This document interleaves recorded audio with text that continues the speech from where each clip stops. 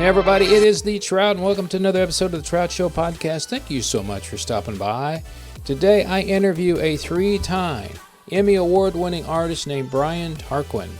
Now Brian has taken his career and gone to the next level by writing music and releasing albums that support the veterans in America.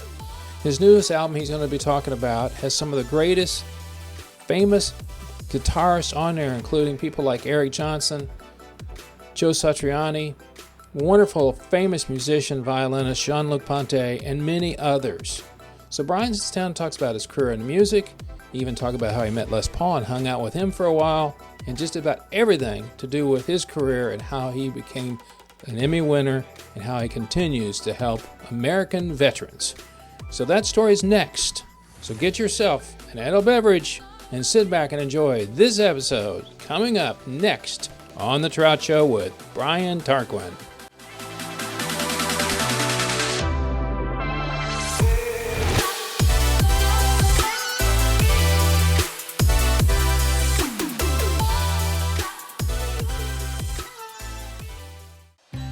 Are you concerned about your financial health?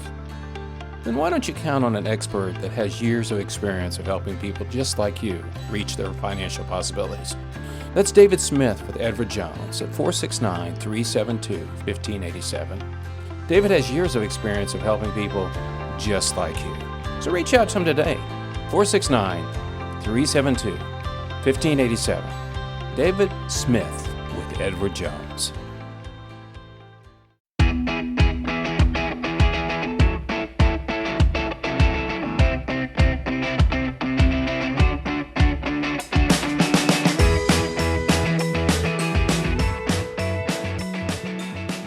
You play all the instruments on this. Well, a lot of the instruments on it. You recorded them in your studio, except for the drums. I recorded the drums in my studio as well. Yeah, but I mean, you did a lot of the stuff yourself, right? You put a lot of the tracks together, then brought your friends in? Yeah, basically, it was done over the pandemic. So, I kind of started in 2019, but then the pandemic hit in 2020. So everybody was on lockdown, so they went and did their tracks, from their studios, right. And then me, as far as the guests go. Well, I saw the list of people you had on there, and pretty impressive. But I guess you've known these people for a long time or worked with them over the course of several years of doing what you do. Yeah, some of them I've known for a while. Some of them I just met. Some of them, are old acquaintances that we kind of got hooked up, and they wanted to participate in this project. Well, I think it's a great idea. I mean, I don't think majority of people in America, I think, would believe we don't treat our veterans very well. No. And anything we can do to help them would be thankful. And I've worked with Guitars for Vets, and there's some other people been involved with things that, like you're doing, the project you're doing, but it took you a while to do it because you started in a pandemic, which everybody was sitting at home figuring out what they were going to do, especially right. musicians that couldn't get out and play.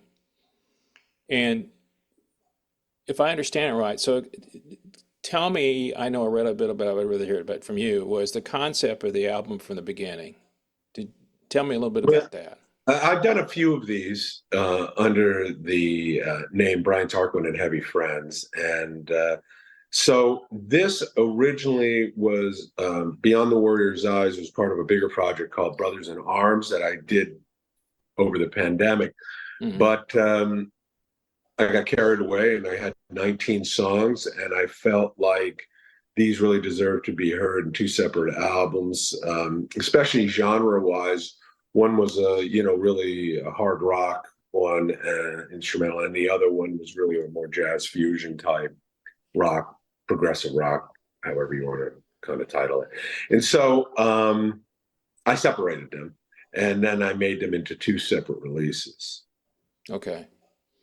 Was the goal all along to support the organizations that you're involved with? Because your work with not only the one this album is going to, but there's also the Fisher House or something like that you're involved with or have been? Yeah, that was the Fisher House Foundation. That was the charitable organization on the last one, Brothers in Arms, that had Joe Satriani and many more. And and that did really well at the metal charts. And then this one, we went for Hope for the Warriors, Hmm. which give all sorts of assistance to the Marines and Navy vets as well.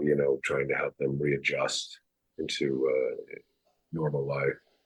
So when you do a project like this, I'm curious about, you go out and promote it, but the days of selling records to kind of support something like this, where do you believe that, or will try to get most of your support financially on a project like this?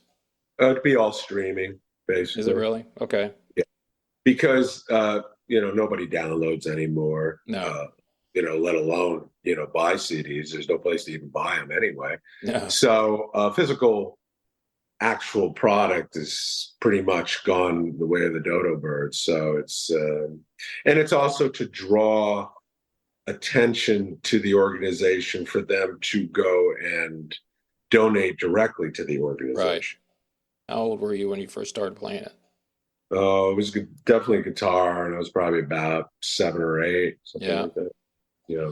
And what was the impetus for you to go, oh, I got to pick up a guitar? It's like, what was the band? Do you remember who it was, or back then when you were younger, who you said, oh man, I Yeah, want Hendrix, was kind of the usual suspects, but it right. was like Hendrix and Jimmy Page, Eric Clapton, the Beano record, and the Beatles were, and the Stones. I was always a real big Stones guy, Right. so I liked what the Stones were doing. They have like American DNA in them. It's like they come from the real blues rock Yep.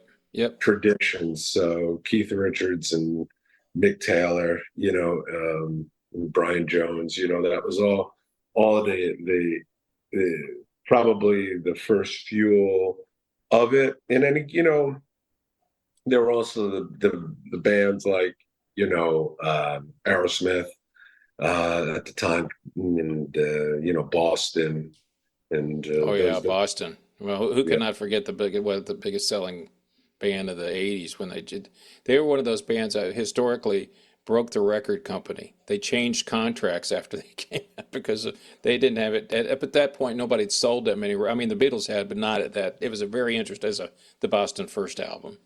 But you're Yeah. going back to the blues. I'm a big blues guy, but where I picked it up was listening to Stones records because Yeah, that's exactly what it they is. were doing Yeah. Howlin' Wolf and stuff like that, and I'm going like, oh, I like this, and then I started listening to the original people, and then that's where it all came from. And the other thing, of course, is Richard still, I think all he ever plays in is G. I think he's just the whole time he's always I mean, everybody joked about he always plays, but if you listen to all the iconic songs he wrote, they're always in retuned to G, drops the Yeah. E, takes the E off. And then, because when I was a kid, I was like, how does he play? How come I can't get that sound? Because he's got the open tune. Yeah, So it's all the open tuning that he used. Because I'd be like trying to play something, I'm going like, it kind of sounds like it, but it's not. And then I saw him, and then I go, okay, it's all the open tuning. yeah. So you started doing that, and then but were you playing in a band like in high school and things like that? Yeah. Yeah, I was in a few bands, and we did, high school dances and bars, pubs, and weddings and all of that stuff. Yeah, So I went usual to suspects. Yeah. your usual places, your suspects, and but I have to say, when Van Halen came out, that changed everything for me. Mm, Just the way the whole thing sounded, because he was just, he had his own tone, his yep. own sound, his own style, his own everything. So I could still remember listening in the car when we listened to FM radio when I heard You Really Got Me come on the radio for the first time. yeah, And I was listening to his lead break. I'm going like, okay, this is just insane. I yeah, remember I'm going like, who? Because they took a simple song that everybody kind of knew and turned it into this thing that was on fire. And I'm going like, of course, we never heard about tapping and all that stuff, right. And then that changed. You're right. That changed the way everybody started playing. Then everybody wanted a Kramer guitar because that's what Right. he had. Because he couldn't afford. I guess he couldn't afford a Gibson, so everybody. Then he started making Kramers. And that really, I think, I think that And then changed it. there was a period of time during that time where Gibson, you couldn't give them away, No. and you couldn't give, that was a low period for Fender as well. Yeah. And because that early '80s, nobody wanted it. No, nobody wanted. You could have picked up a Les Paul for like $300, $200, but Yeah. nobody cared. And it was all the super Strat. It was all the modified Strat. We all took a router or chisel or something to get to put in that humbucker in the bridge position. And it was a cool time because it was like everybody wanted a modified guitar. Nobody wanted something off the shelf. Oh no, no, Yeah. no. And that's when everybody kind of started. Well, I think two things happened. Everybody started modifying their guitars, but also the Japanese guitars changed. That changed that philosophy because up to that time, if you said you bought a Japanese guitar, they're like, "That's crap. I don't want that. I gotta have American made." And then they Yeah, came in. what's really funny is the Japanese made better than the Americans at the time. By the time the '80s came, early '80s, I remember going, when I was 16, late '70s, early '80s, Yeah. going down and wanting, like a Hendrix Strat. But the guy talked me out of it at Sam Ash because I grew up in New York City. So I went Oh down to yeah. 45 for my birthday. And he said he had me play it. And then he said, here's an Ibanez. It was a Roadstar, I think 2. And it had a brass bridge and whammy bar. And it had the pickups were better. And Did it have a locking nut? Did it have they a locking? You sounded remember it did better. have a locking nut? No, there was no locking nut Okay, on that the. was before Floyd Rose and all that stuff came in, Yeah, probably. before they mass produced them. I mean, Floyd Rose was out, but I remember it would cost $400 for the Floyd Rose, and it Yeah. would cost probably another 300 to have it put in wrong. So, um, it was kind of ridiculous. So I waited, and then like a year and a half later, I went and bought a Kramer, and a Kramer had it already Yeah. for for like $700, you get the whole thing. And it was actually it was a cool time. Everybody really kind of was exploring tone and sound, and it's a very different time than it is today. But Well, the nobody. guitars that were coming out was cool. Yeah, and I was going to say, there wasn't all these pedals. Like No, Eddie only used like one. I mean, he used a couple of different pedals, and that was it. I mean, he used that flanger, yep. and he used and they were all MXR and Phaser, and I think he had a chorus as well, and that was kind of like it. And then he kind of like moved down to just kept experimenting with tone and sound and his amps, his pickups. And it was cool. It was a fun time. You felt more, kind of free, like kind of do what you wanted to do. And then, Right. of course, you had like all the Japanese companies like ESP coming out with Oh yeah, I parts. forgot about them. Oh yeah. Yeah, you could buy necks, you could buy Oh yeah. bodies you could do. And so I got into like just building my own guitars or making a body out of like maple and then putting a neck on it. And I was really into all that stuff. It was really cool. And you could kind of create your own guitars and stuff. And then of course came out of all of that, Ibanez just completely exploded. With Steve Vai and Joe Oh yeah. Satriani. Yeah. I just saw them actually the other day here. They were playing Are the they Hard still Rock. playing Ibanez?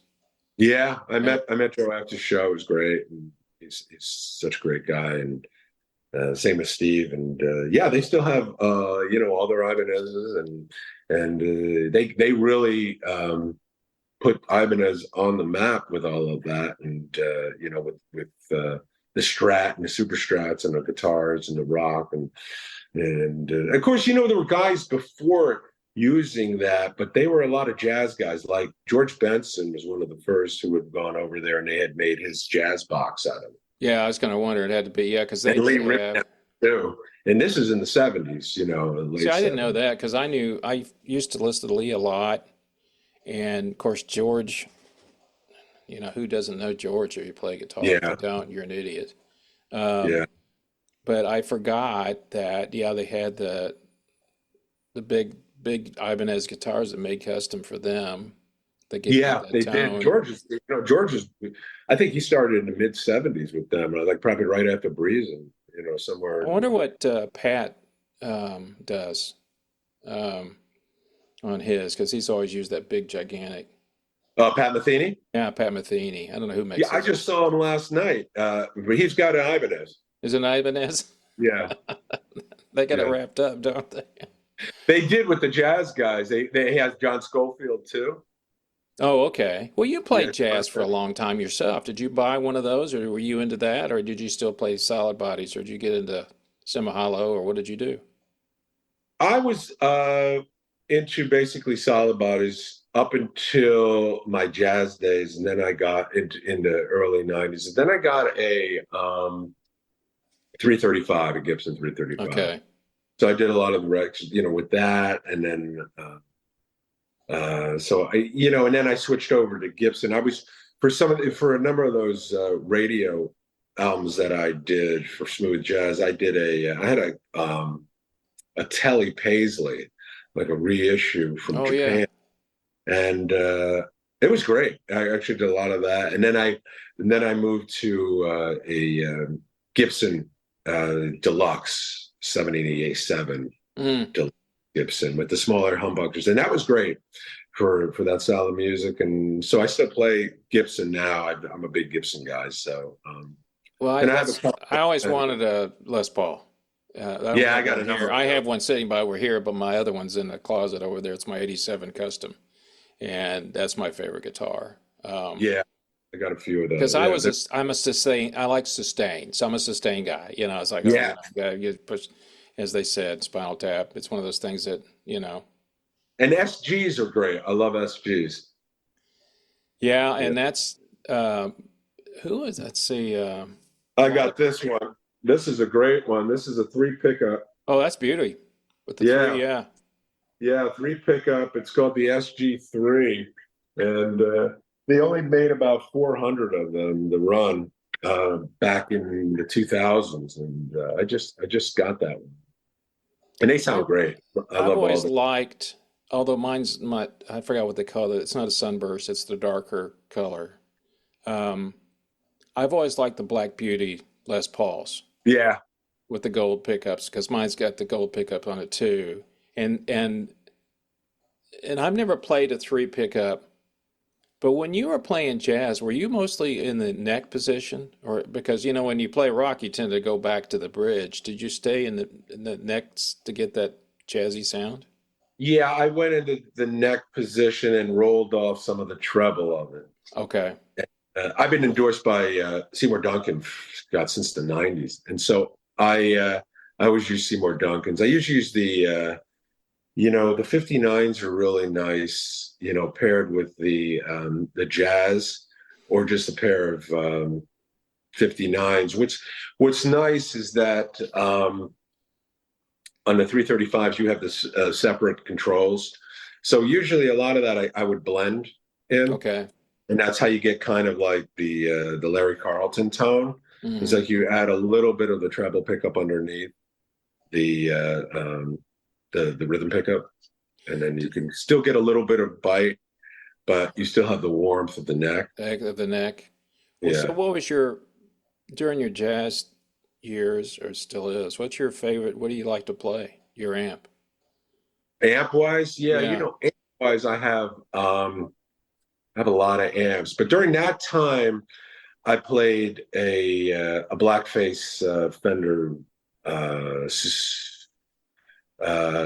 twin. Okay, it was a twin. Okay. Yeah, I did a twin. I did a super reverb. I have a '69 super reverb Mm. now, and I have for jazz. I also like the Rivera. I have that one, the Oh yeah. studio, the Quana Studio. That's really nice. Um, but in those days with the jazz, I usually what I would do is have a jazz twin reverb and like a 412 Marshall bottom cabinet, Oh, and I put okay. through there. And then for solos with overdrive, I would switch to the bridge or the Oh, in between. yeah, just to give it a little bit boost. Yeah, just to give a little boost. And so, it's interesting because to me, to see somebody or listen to somebody like you that went from jazz, then you get into heavy metal, which is completely different, and because the chording and all that stuff is different. You know what's funny? When you really think about it, metal and jazz are not that different. There's a lot of soloing, a lot of improvisation Yep, in it. yep, There is that whole vibe of being with the band at the moment and doing your improvisation. Of course, they're differently structurally and obviously musically, but they're not as different as you would think. Approaching. I never was a jazz guy. We were watching, my wife and I was watching an old movie last night from '56, and they had Louis Armstrong on there, and he was playing, and I told my wife, I said, "That's the New Orleans jazz, the stuff that Yeah. I know a lot of people like Miles Davis and all that stuff, great performer, but I just didn't care much for the way he put songs together. I didn't like it that much, but of course, Yeah, I only, the thing is that with the old classic Miles that everybody loves, there was nothing there for a guitar to get excited about yeah, because it is what it is, of yeah, course, and everything. I got excited about Miles, from Bitches Brew on oh yeah, because then he had John McLaughlin. I like his oh electric days. A lot of those classic jazz guys, they don't like that. But that's my favorite Miles is when he had, Schofield and, John McLaughlin, especially, during those records. And he had Mike Stern and Billy Cobham. And, yeah. he just had a lot of great musicians in there. And that's when you look at fusion, that's where it came from. You had Chick Corea coming out of there Yeah, I forgot about him. Yeah. and forming Return to Forever, John McLaughlin, return, coming out of there, forming Mahavishnu and you know Zawinul, who came out of there, and Shorter, right, came out of Mm-hmm. there and formed Mm-hmm. Weather Report. So it's kind of like the branches of the tree. Yeah, the one person that kind of caught my eye was Jean-Luc Ponty. That you've, Oh yeah, Jean-Luc is great. I haven't, and I thought, man, look at the people he's got on this thing. He calls them up and they come on and play because he was, everybody back when he was, all that stuff was so hot at one time. Of course, music now is just kind of weird for me, but those Yeah, it's not names, a lot of instrumental music anymore like that. no. You know, Well, I and mean, you, there's jam band stuff, but well, I was going to say your career has been made mostly on instrumentals. yeah, I mean, you obviously were doing the jazz thing, and then you've done some TVs and movies. That's all instrumental stuff. yeah, yeah. And now you're doing the guitar thing, and I wish there was more of it out there. I know it's a niche, but I just, of course, being a guitar player myself for decades, I've always liked people that different styles. Yeah. And you had a guy that used to work with my favorite guitarist of all time, besides Jimmy, was Jeff Beck. You know, Oh yes, Steve Kindler, the violinist. yeah. And He's incredible. That album, Balloon, that probably changed my life. One of those albums that really changed your life was Jeff Beck Live with Jan Hammer. And the guy on there trading solos with Jan Hammer and Jeff was Steve Kindler. He was a violinist, and you were at times thinking, is that violin or guitar, or is that, synth? especially with Jeff But it Beck was playing too, amazing. you're like, yeah. Yeah, and it was like amazing. So it was great to have him on the album. Did you ever get to meet Jeff Beck? Did you ever have that privilege or not? Yeah, I met Jeff. Yeah, Yeah. yeah. At the Les Paul, when he did the Les Paul Oh tribute at the yeah, but the Iridium or whatever it is. Yeah, there yeah, it was. Yeah. That was one of those things that, of course, I knew he was a big Les Paul fan. And of course, Jeff used to play Les Pauls years ago, and then he went to the Strat, which is where he stayed till he passed away. But when I saw him come out and start playing, and he did High High the Moon, and I'm sitting there oh watching yeah, this, I'm going like, this dude just playing note by note. I mean, it's kind of like you know, Yeah, because I know Les did a lot of overdubs and stuff like that, but still he's doing all this funky stuff yeah. and got into that whole scene, which I thought was just incredible because there's a guy that nobody talks about. Is Les Paul. You know, it's amazing because when Les Paul passed away, nobody even mentioned it. It's I like, know. it's great. It's like if the Royals get a hangnail, they get like, hours of coverage on CNN. But it's like, Les Paul, who actually invented so much stuff that we Oh use. I yeah. mean, we wouldn't even do multi-track recording and forget No. about the guitar. But and they didn't, it went right over their head. It just, Well, I don't think, I tell younger people, of course, now everything's digital, but I said, if you didn't know it, he's the guy, and everybody goes, oh, he's the guy that started the guitar. Yeah, but I said, if you didn't know about multi-track, there was no multi-track. yeah, They went in a studio and put a microphone over that and recorded all at one time, put it on wax, and kept doing it until they got it right. And he yeah. came up with the idea, and And he did it on lathes. I And like know. in his apartment, he'd have two lathes and he would like lay it down and then play it back and then lay another track down. It's crazy. Well, and if you look at him and his wife, how many records they sold. It's Yeah. phenomenal. He was huge in the 50s. It was like that was his time. Yeah. And people don't know. This is the one thing I criticize younger performers with. I say, do you know so and so? I mean, I like to study the history of guitar players. Yeah. Everybody, if you're a blues guy, you can talk about Johnson and all that stuff. But, did you ever know who, and I'm not asking you this, but do you know Andre Segovia, the famous, no, I don't know who that is. How about Les Paul? I don't know who that is. Who do you Yeah. know? I remember one time years ago, somebody said, I was mentioned Stevie Ray, and they go, who's that? I'm going like, are you kidding me? Yeah, I I mean, know. you should at least know where this came from. Yeah, like, man, he was the last great blues player. Man, he was just so good. I love Stevie. Yeah, he was Yeah, I just. mean, I'm a native Texan, so it's like Eric. I mean, you had Oh Eric yeah, playing a few Eric's great. things. Yeah. And I saw Eric last year. I never got to meet him. We have the big guitar festival here every year in Dallas. Oh And yeah. I had a couple of people I'd interviewed before, and some of them I hadn't interviewed. We sat down and talked, but he was there, and I just said hi. I don't go fanboy on anybody. Yeah. Yeah. I just think people like I appreciate your music all these decades, and thanks. I mean, Yeah. what else are you going to Yeah. say? Whatever you say to him. I mean, and when Yeah. he starts playing, it's always Eric Johnson sound. He's got the Yeah, Eric it Johnson is. He's sound. got his own tone, his own sound. Yeah. Yeah, and Yeah, I was fortunate to get him for the record as well. So you went from jazz to heavy metal.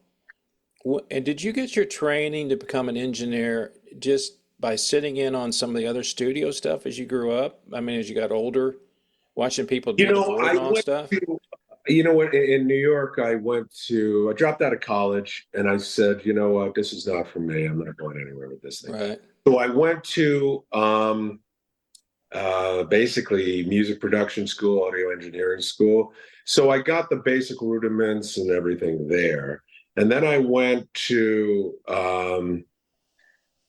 I worked at some studios in New York and basically kind of learned it through there.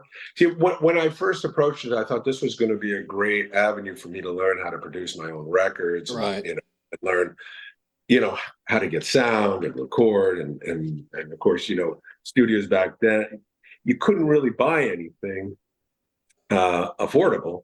No. Even a crummy piece of junk, Tascam, 8-track quarter-inch reel to reel was Yeah. like, Yeah. $8,000. It was, Right.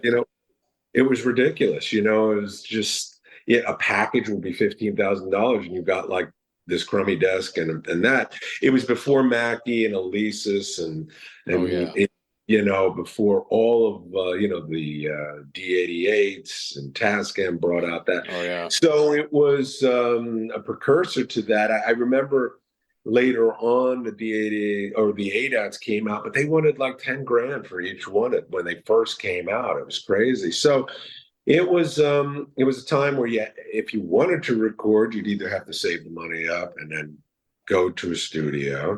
And mostly it would have to be, a B-side studio because, Yeah.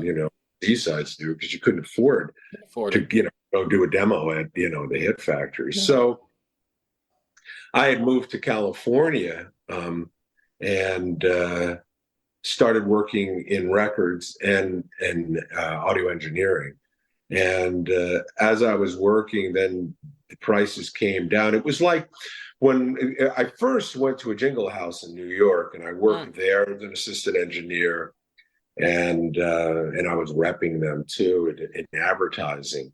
So I was there about a year, and having grown up and lived in New York, I was kind of tired of it, and I wanted to go to California. So I went to California, and I started, I got a job producing like commercials for Ogilvy and Mather, an advertising agency. Okay. I moved into doing records, and then going to, working at Restless Records and Virgin Records, the record company in Beverly Hills at the time. And then working at Powerhouse Records or Powerhouse Studios. Because I haven't heard that for a long time either. Powerhouse, Yeah, Powerhouse. Oh, and they were out in the valley. And so, I kind of like started doing demos there and working that way and kind of creating this. And I had a good friend in New York who I'd worked for when I first got out of audio engineering school. And he had a studio called Far and Away. And Jeff Gray, he's actually now in Boulder. He has a studio. Great guy. And he taught me a lot about, audio engineering and signal flow and how everything worked. And I did a lot of demo stuff there with him. Actually, the very first record I ever did was really like a demo record. It's called Ghost Dance. And that basically, I did that there. And a studio called 335 in Hollywood. California. It's because I was going back and forth to New York and Hollywood. Right. And so it kind of all developed from that. And then that's kind of how, after that album came out, then I went and, I got with Instinct Records, and Instinct kind of like sent me to London to do the record, to work with a producer there, Ernie McCohen, at a studio called Boogie Back Studios. And he actually, we did it on a Neve and everything proper, and it was a great record. That was Last Kids Goodbye. That did really well, and I remember hits on that. So I kind of followed a few records. Well, what I was going to say is, you've seen the change in how recording's done. Yeah. I mean, because I always tell people that listen to Beatle records, that I go, that was like 2 8-tracks they put together, and like when they had, there was a disc that came out the other day on Instagram, I think it was the first 8-track, or I think it was 8-track disc that they put in Abbey Road. Yeah, I don't remember the brand name. So anyway, they were putting it out, and I just told my wife, I said, "See those big fader things?" I said, "That all is going." But I said, more importantly, look at the guys there in the studio. She goes, "What's about them? They all have suits on." Yes, that's the way everybody recorded. It was really funny, and I'm friends with Shel Talmy, the famous producer. He did all of the singles for the Who. In the early okay. Oh yeah. And the Kinks, You Really Got Me, and all that. And he said that when he went to London in '62, he was recording only 3 tracks. That's it. It was just 3 tracks, and that was it. And you had to get it right, and the band had to be well rehearsed. And it was pretty amazing. All the stuff that the limitation that everything had. And there was only 2 studios, I think, at the time. Olympic and Olympic. Yeah, and then there was I think Abbey Road. I think that was it. That was not much there, because everybody was in a suit, just like that.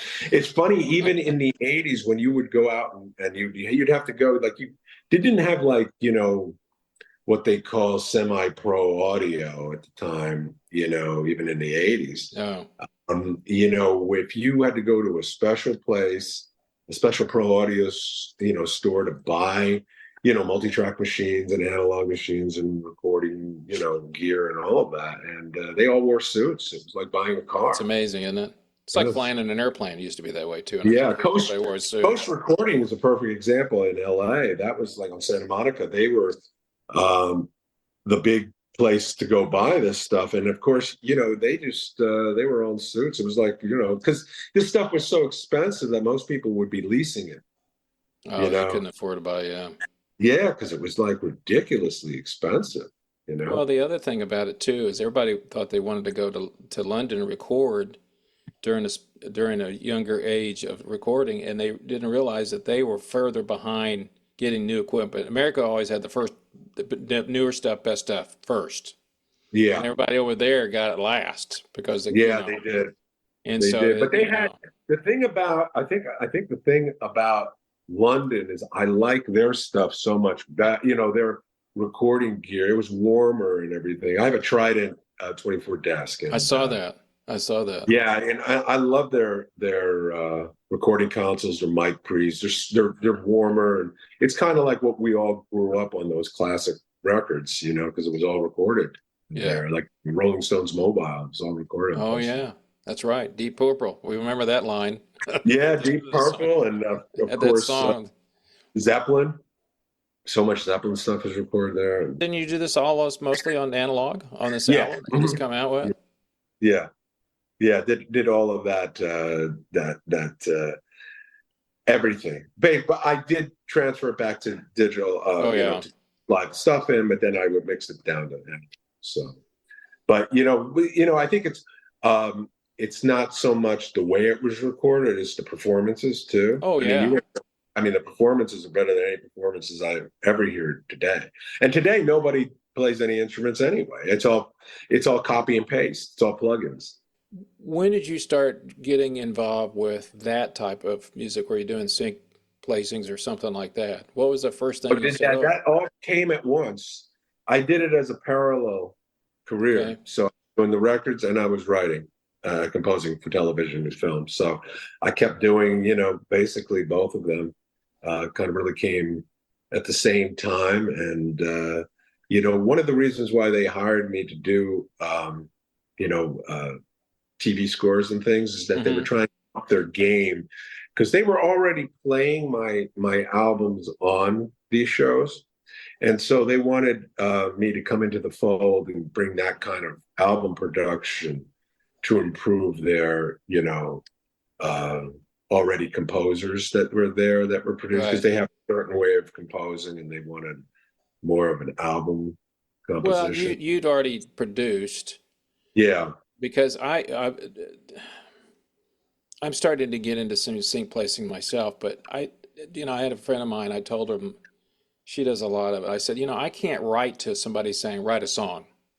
It's like I have a song if you want. It's like you did. They were listening to all your jazz records and going, oh, I like that music. Let's use that. And I know a lot of people go, well, and that's what they're hard to do, is they'll say, I need this feeling and I need that feeling and all that stuff. Yeah, that's what they hired me mostly for, is like, like that. But you already had your style. That's what they were looking for. Custom, but they'll some ask me to do it in the vein of like Motorhead or in the vein of this. Yeah.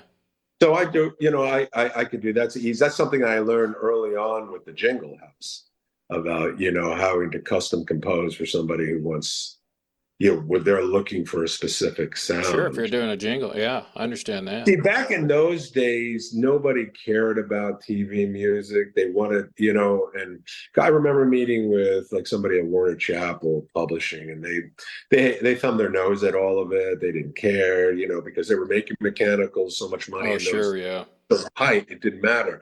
I always laugh because fast forward like 10 plus years later, they bought all of the music, television music catalogs and the libraries, because they were losing so much money when Tower closed and nobody was ever, and they couldn't sell any more records, and they had a warehouse full of the Eagles records. And what are you going to do with them? And so they took it and embraced that format. But back in the early 90s and the late 80s, nobody cared about it, and so it was an open field. So I could go into a post-production house with a DAT or something and give it to them, and oh wow, even off a cassette or something, they play it, And it was see today it's really competitive. Oh yeah. Well, a lot of Everybody, people.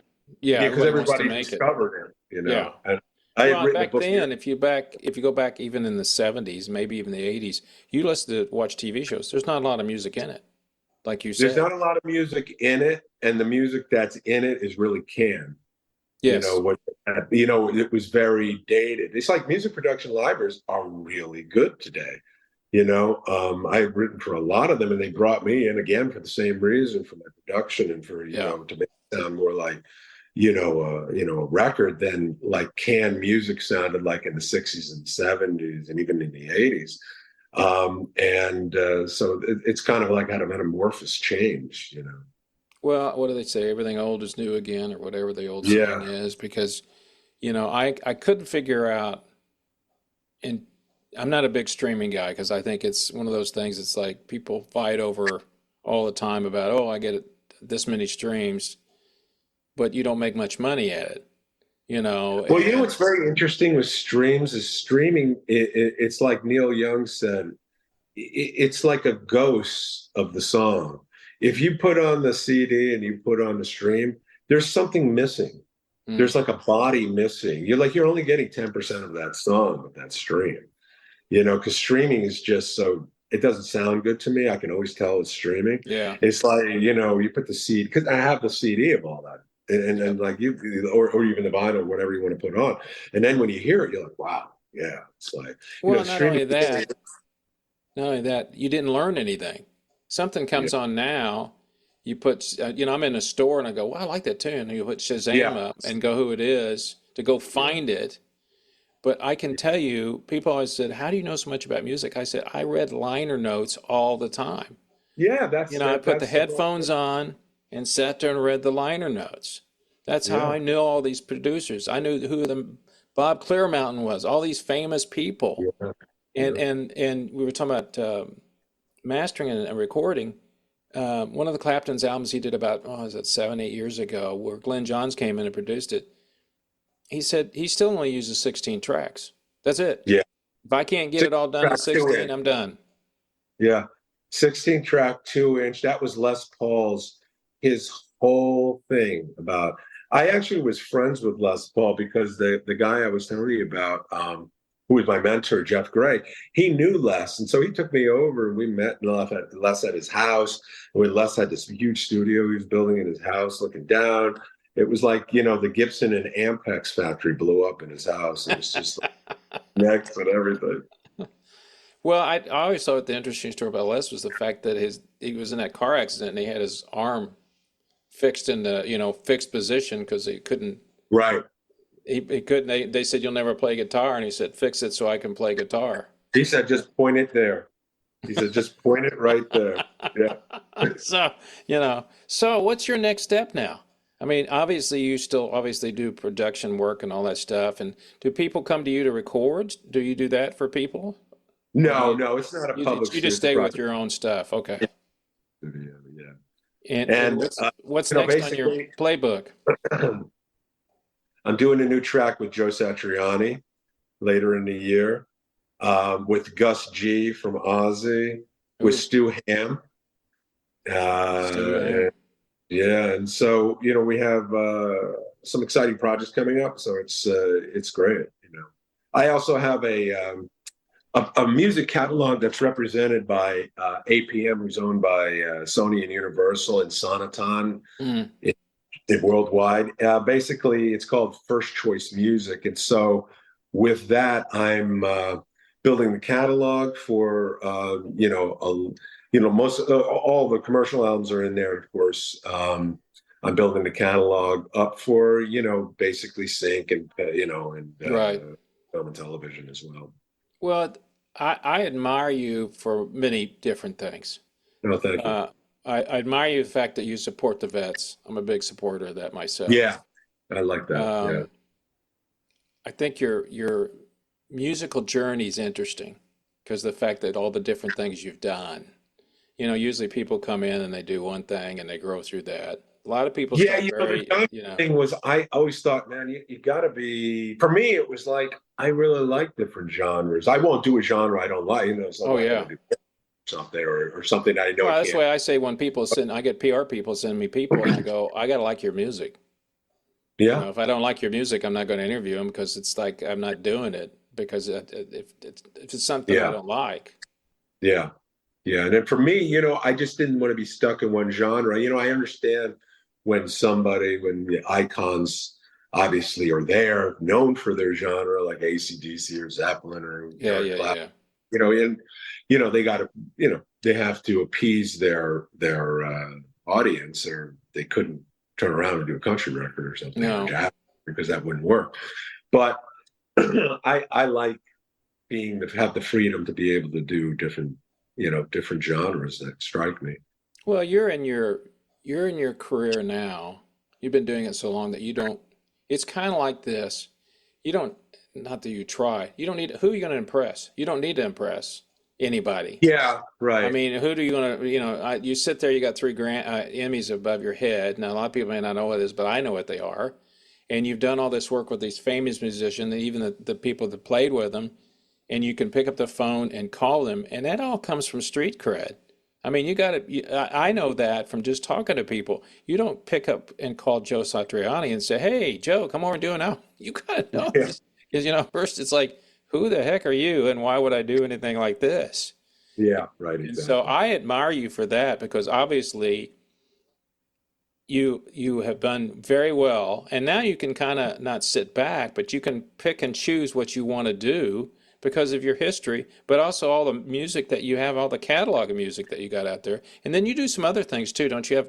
I saw you did some used to do stuff teaching people how to do certain playing guitar or something. I don't know, was it tracks or something that I read a little bit about something like that you were doing? Oh, I have a guitar tracks show. Okay. It's called Guitar Tracks, and that's a radio show where I Oh, interview, okay. Okay. and it's every Monday night from 10 p.m. to midnight. I interview all of these guys. Like I just interviewed Dave Mason and Percy Jones, the bass player from Brand X, and Steve Hackett, and it's a Oh my 2 hour gosh. show. I play mostly fusion, instrumental, you know.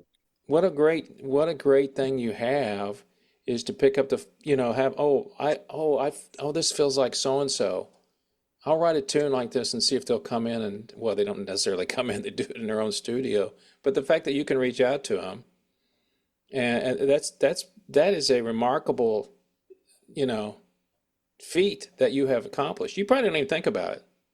You Yeah, know, I don't think about it too much, because I'm always, engrossed in the next project, yeah. you're always thinking ahead and thinking, Yep. oh, I got this, I got to do that. Yeah, because when you get one thing done, you're ready to go to the next. Yeah, And people go, "Have you listened?" No, I'm done after I heard it. And I think the hardest thing for people too is not overdoing their projects, yes, overproducing. yeah.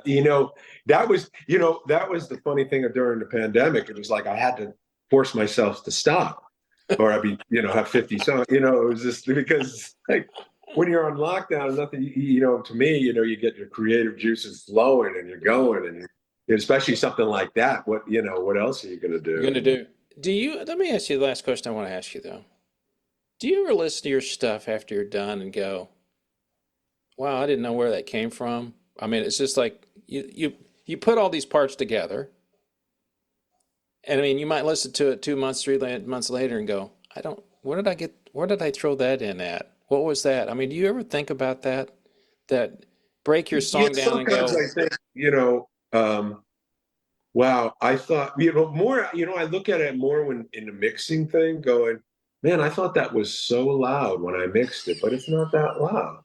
Or, I thought the guitar was really, it was softer, but now it's really louder when I hear, it's like, and it's like you always critique yourself, with the whole thing. "Well, I think that's what makes it fun and also terrible too at the same time because you're never tired of, and eventually you just have to give it up."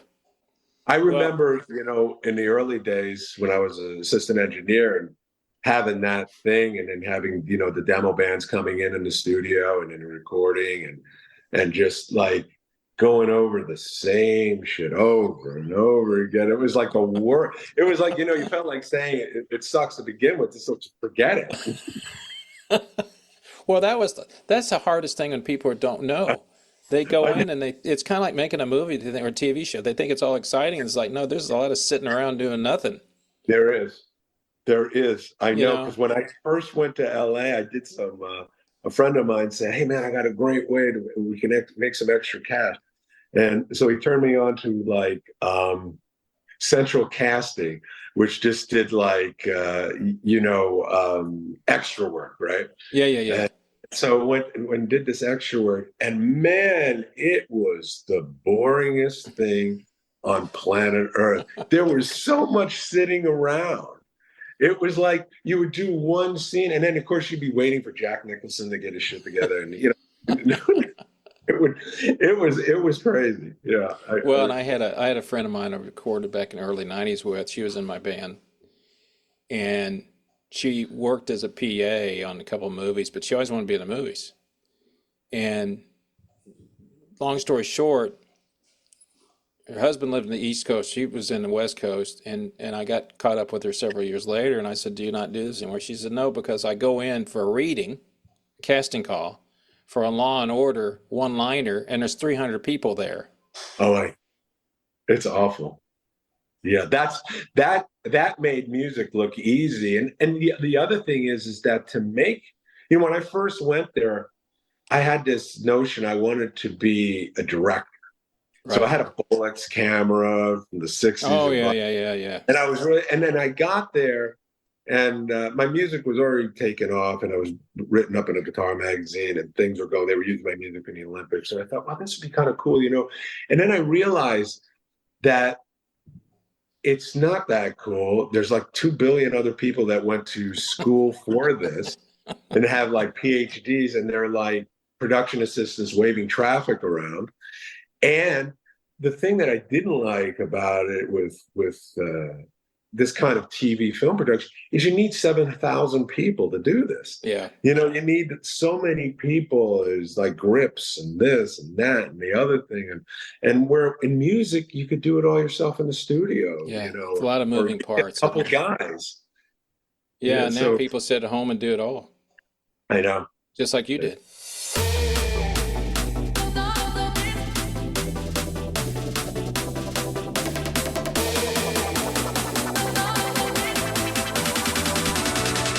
Well, that's it for this episode of The Trout Show. Thank you so much for stopping by and listening. A very special thank you to Brian for coming on and talking to me about his career, all the great music he's putting out, and especially the fact that he's out there helping American veterans. For more information about him, you can go to his website, Brian Tarquin. That's BrianTarquin.com. Brian Tarquin. It'll give you all the links to if you want to help support this wonderful thing he's doing for the veterans. Also, a great shout out once again to David Smith of Edward Jones for his continued support of our program. And remember, if you need to know more information about The Trout Show, go to the website, thetroutshow.com. Everything's there. Links to podcasts, other YouTube videos, and also music. So, remember, until next time, people, it's only rock and roll. But I love it. See ya.